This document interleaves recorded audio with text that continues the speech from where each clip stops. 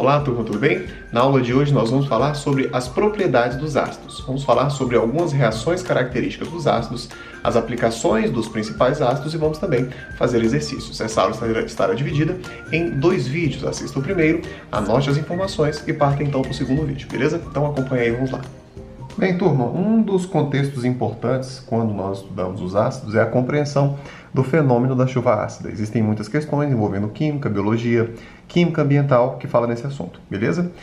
Então a primeira coisa que a gente precisa entender sobre a chuva ácida é que mesmo em ambientes não poluídos, a chuva já é levemente ácida, mas esse não é um problema ambiental, é algo completamente natural, certo? Então em ambientes não poluídos, a gente não está falando daquela chuva ácida que é prejudicial ao meio ambiente.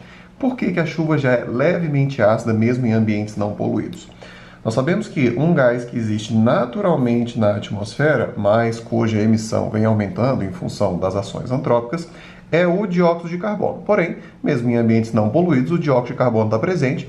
Isso aqui faz parte do ciclo do carbono, certo? Então o dióxido de carbono está lá naturalmente na atmosfera e o que acontece é que ele pode encontrar a água da chuva, a umidade do ar, e o dióxido de carbono tem tendência de reagir com a água. A reação entre o dióxido de carbono e a água forma essa substância aqui, ó, o H2CO3, que estará então dissolvido na água da chuva. Como é que se chama essa substância aqui? Nós estudamos a nomenclatura dos ácidos, ok? E é importante sabermos que este aqui é o conhecido ácido carbônico, certo? E um detalhe importante para sabermos sobre o ácido carbônico é que ele é um ácido fraco. Então, naturalmente, na chuva, nós temos um ácido fraco dissolvido e isso não é capaz de provocar problemas ambientais.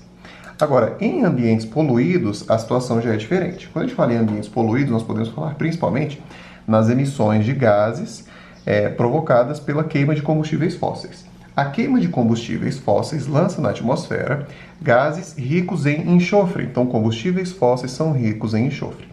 Um dos gases que a gente pode citar, que vai para a atmosfera decorrente da queima de combustíveis fósseis, é o dióxido de enxofre, certo? E o dióxido de enxofre, ao entrar na atmosfera, está em contato com o gás oxigênio. O dióxido de enxofre pode reagir com o gás oxigênio e essa reação aqui forma o trióxido de enxofre. Perceba aqui a proporção, a estequiometria da reação, certo? Uma molécula de SO2 para meia molécula de O2, formando o gás SO3. O SO3, por sua vez, estando na atmosfera, isso aqui é um gás, certo? Pode encontrar a água da chuva e o SO3 tem tendência de reagir com a água da chuva. A reação entre o SO3 e a água forma essa substância aqui, ó, o H2SO4, e essa substância, portanto, estaria dissolvida na água da chuva. Bom, o H2SO4, nós já estudamos a nomenclatura dos ácidos, ele é chamado de ácido sulfúrico. E aí um detalhe importante sobre o ácido sulfúrico que nós devemos saber é que ele é um ácido forte. Como foi que nós aprendemos a determinar a força dos oxiácidos? A gente pega a quantidade de oxigênios menos a quantidade de hidrogênios e analisa o resultado. Quando o resultado dá 2, que é este caso, 4 menos 2 dá 2, o ácido é forte, beleza? Lembrando que essa regrinha da relação entre oxigênios e hidrogênios não se aplica ao ácido carbônico, tá? Se nós fizermos aqui essa subtração, nós teríamos 3 menos 2 daria 1, e quando dá 1, usualmente o ácido é moderado, só que o ácido carbônico é uma exceção a essa regrinha, ele é um ácido fraco. Já o ácido sulfúrico é um ácido forte, imagina, nós temos um ácido forte dissolvido na água da chuva, e então nós estaríamos então tratando do chamado fenômeno da chuva ácida, e ele sim pode provocar problemas ambientais, como a acidificação da água, de lagos, mares, e ali os organismos que vivem na água poderiam então ser prejudicados, correto? Muito bem, agora podemos falar também da chuva ácida que ocorre em decorrência de chuvas com relâmpagos. Por que a gente pode também ter chuva ácida quando a gente tem muitos relâmpagos, né? Uma grande quantidade de relâmpagos? Por quê? Na atmosfera, os dois gases mais abundantes são o gás nitrogênio e o gás oxigênio. Eles já estão lá naturalmente na atmosfera. Só que quando nós temos relâmpagos, a descarga elétrica provoca uma reação entre essas duas substâncias. A reação entre eles acontece na proporção de meia molécula de N2 para uma de O2. E a reação entre esses dois gases aí forma essa substância aqui, ó, o dióxido de nitrogênio, o NO2, e essa coisa aqui vai ficar na atmosfera, certo? Bom, a verdade é que o dióxido de nitrogênio formado aí nessa reação, ele tem tendência de reagir com a água da chuva, certo? Quando o NO2 reage com a água da chuva, é uma reação um pouco diferente dessas que nós vimos ali em cima, são formados dois ácidos. A gente forma o HNO2, que estará dissolvido na água da chuva, e a gente forma também o HNO3. Será qual desses dois ácidos aqui seria mais prejudicial ao meio ambiente quando está dissolvido na água da chuva? Vamos analisar as forças deles, olha só. 2 menos 1 dá 1, quando dá 1 é moderado. E isso sim se aplica a este ácido, diferentemente do ácido carbônico. Então este aqui é um ácido moderado. E aqui, 3 menos 1 dá 2, quando dá 2 o ácido é forte. Então o problema está aqui. O HNO3 é um ácido forte e quando está dissolvido na água da chuva, ele então acidifica ela excessivamente, contribuindo para o chamado fenômeno da chuva ácida, que é então um fenômeno prejudicial ao meio ambiente, certo? Então isso aqui é uma coisa sobre a qual a gente não tem como influenciar, né? Então isso aqui é um fenômeno absolutamente natural, diferentemente da emissão de gases poluentes que provocam a formação de ácido sulfúrico, né? Mas a formação desses ácidos aqui é algo sobre a qual a gente não tem poder, não tem influência. Falando deste ácido aqui, que é o principal, certo? Dentre os gases com nitrogênio, que são responsáveis pela chuva ácida, o HNO3, nós aprendemos a nomenclatura dos ácidos, ele é o chamado ácido nítrico, certo? E por que é que ele pode ser um problema para a chuva ácida? Porque ele, assim como o ácido sulfúrico, é um ácido forte. E aqui nós temos, então, os principais ácidos que são causadores da chuva ácida, certo? O HNO3, pois ele é um ácido forte, e o H2SO4, pois também é um ácido forte. Correto, turma?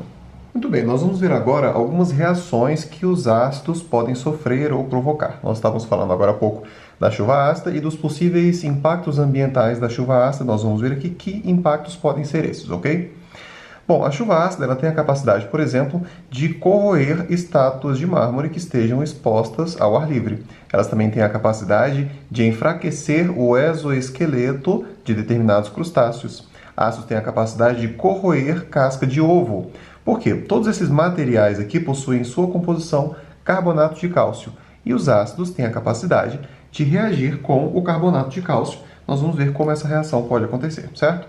Então, falando, por exemplo, aqui no ácido sulfúrico, que é um dos possíveis ácidos presentes na chuva ácida, nós vamos ver como é que ele tem a capacidade de reagir com o carbonato de cálcio, formador desses materiais aqui, beleza? Então, o ácido sulfúrico pode reagir com o carbonato de cálcio, formando essas substâncias. Olha só, o sulfato de cálcio, e aqui a gente já tem que dar uma pausa para dizer quem é essa coisa, tá? Então, olha só, mármore, já o sulfato de cálcio é conhecido por ser o principal componente do gesso. Agora pensa aí na sua cabeça. Quem é mais resistente, quem é mais frágil entre o mármore, aqui, e o gesso, aqui? O gesso é bem mais frágil, na verdade. Uma superfície de gesso pode ser facilmente corroída, desgastada. Então, essa reação converte mármore, um material muito resistente, ou ainda o exoesqueleto de certos animais, em gesso, que é um material muito menos resistente, beleza? Então, isso aqui forma o gesso, sulfato de cálcio, além de água e dióxido de carbono, certo? Então, essas são as substâncias formadas quando um ácido reage com carbonato de cálcio.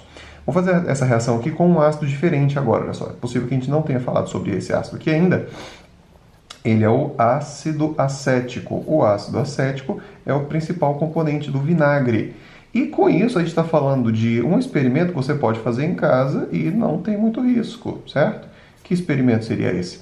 Você pode pegar um ovo, cuja casca possui grande quantidade de carbonato de cálcio, e mergulhar em vinagre, que possui ácido acético. O que vai acontecer é que o vinagre pode reagir com o ácido acético e essa reação aqui vai formar algumas substâncias. Primeiro, a gente vai ter a formação dessa substância aqui, certo? Que é conhecido como acetato de cálcio. E o acetato de cálcio é um sal muito solúvel em água, certo? Então, lá no vinagre, você tem, além do vinagre, água. O que vai acontecer, então, é que a reação vai formar um sal que vai se dissolver na água. Além disso, a reação forma água e CO2. É possível que você, ao fazer essa reação, veja a formação de pequenas bolhas, tá bom? As bolhas que são formadas nessa reação se devem ao gás carbônico, né? Em ambas as reações, nós temos aqui a formação do gás carbônico. E fazendo esse experimento, então, mergulhando um ovo em vinagre, você vai ver que a casca do ovo vai sendo corroída e com o passar de algum tempo, eu diria dias, ela vai ser completamente corroída e você vai ter ali só o conteúdo interior do ovo. É um experimento interessante que pode ser feito em casa sem riscos, ok? Muito bom. Vamos ver agora como é que os metais podem reagir com os ácidos. Olha que interessante. Ácidos, dependendo do ácido, obviamente, podem corroer metais, mas para isso a gente precisa ter um ácido forte, né, de uma ação incisiva sobre os metais. A gente pode falar, por exemplo, aqui da dissolução que o ácido clorídrico provoca em alguns metais. Então, por exemplo, se eu pego aqui magnésio, certo? A gente escreveu errado aqui, perdão, olha só. Eu queria colocar o S de sólido, tá bom? Então, desculpa aqui pelo erro. Então, o magnésio, um metal, certo? É um sólido a temperatura ambiente.